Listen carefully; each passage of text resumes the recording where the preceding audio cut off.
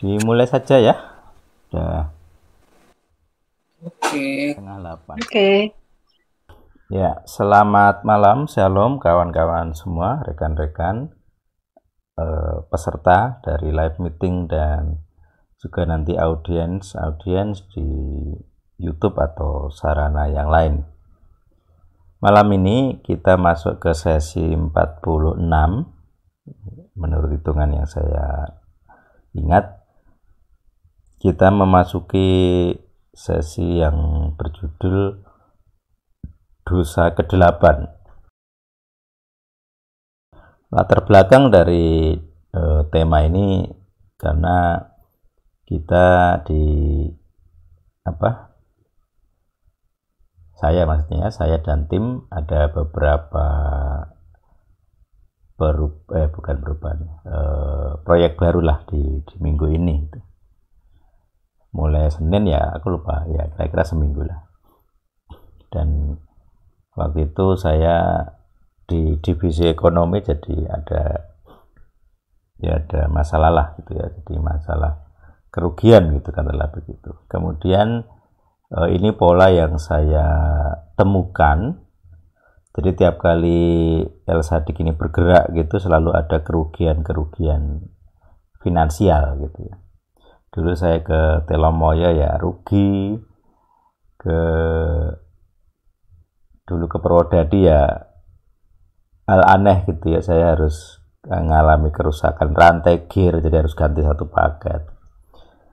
Jadi ada peristiwa-peristiwa yang merugikan secara finansial gitu. Padahal itu dalam rangka pelayanan gitu ya, bukan sesuatu yang salah gitu. Tapi seakan-akan selalu ada katakanlah serangan-serangan gitu ya.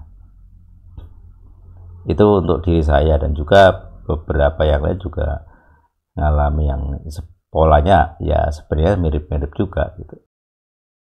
Walaupun tidak merata ya, tergantung individualnya. Nah, kemudian kemarin saya saking marah gitu karena ini termasuk kerugian yang besar di minggu lalu. Saya kehilangan 4 juta gitu ya. Jadi saya rasa perlu ya, saya karena di El Sadik ini gejalanya selalu kalau ada hal-hal aneh itu mesti ada dosa leluhur gitu 100%.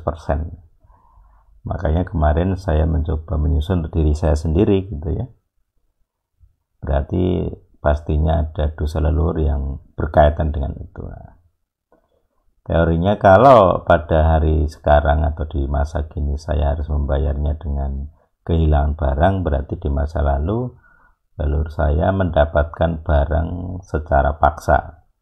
Jadi saya dipaksa kehilangan, maka di masa lalu dia memaksa untuk menerima gitu. Nah, memaksa untuk menerima berarti dalam topik finansial itu kan bisa barang, bisa uang, bisa tanah atau penyerobotan tanah gitu. Kalau di Alkitab penyerobotan tanah bisa, salah satu contoh dilakukan Ahab dengan istrinya Isabel, itu merampas kebun Nabot ya, kebun anggur Nabot. Nah, kemarin saya juga melihat ada satu video dari Pak Menko ini Mahfud MD tentang mafia tanah gitu. Jadi kalau di mafia tanah itu mereka jaringannya luas, dan kalau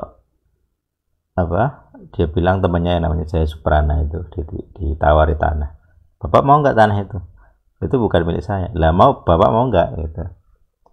Terus kalau bapak mau 5 miliar, nilai tanahnya sekitar puluhan miliar lah gitu. Jadi dengan modal 5 miliar yang digunakan atau diputar di kalangan mafia itu, orang bisa mendapat tanah seharga puluhan miliar gitu. Nah, ini mafia. Jadi ada akal-akalannya ya, biar orang pemilik aslinya malah nggak dapet gitu. Nah, ini hal di Alkitab juga sama, di kitab suci juga ada kisah-kisah serupa, itu berkaitan dengan penyalahgunaan penggunaan kekuasaan. Jadi para mafia ini punya kuasa, dia punya jaringan gitu. Tetapi digunakan untuk ya salah ya, penyalahgunaan gitu. Nah, untuk diri saya sendiri yang terdeteksi gitu ya mirip seperti itu gitu. Jadi mainnya halus. Jadi di masa lalu itu mainnya halus gitu. Tidak ya, namanya perampasan ada macam yang model perampokan, perampasan yang fisik gitu. Nah, ini mainnya halus gitu ya. Jadi artinya secara sosial tidak akan kelihatan, secara hukum juga mungkin sulit didakwa gitu ya. Tetapi itu pengilhaman yang saya dapatkan gitu. Jadi kemarin saya coba menyusun draft-draft pengakuan. Nanti kita coba juga, kalian yang ada di sini silakan dicoba gitu. Nah, ini untuk diri saya gitu, artinya saya nggak tahu itu cocok atau enggak gitu ya untuk kalian semua, tapi minimal itu pola dasar yang bisa dipahami. Dan nanti teman-teman kalau mendapat pengilhaman yang berbeda tinggal diedit saja. Kalau kamu merasa didakwa leluhurmu merampas, perampok dalam artian dengan kekerasan gitu ya, nanti bisa ditambahkan sendiri.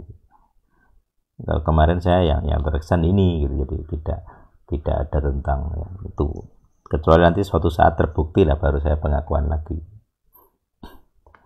Nah, ini konsep ini mengingatkan saya tentang ini ya, hukum ke-8 dari kitab Imamat atau kitab di Sinai gitu. Jadi dikatakan janganlah mencuri gitu, di Keluaran 20 itu ya. Jadi Keluaran 20 itu sangat, sebenarnya ayatnya simple, artinya intinya jangan mengambil yang bukan milikmu lah gitu. Nanti teman-teman bisa baca sendiri. Nah, yang jadi masalah implementasinya akan seperti apa gitu ya.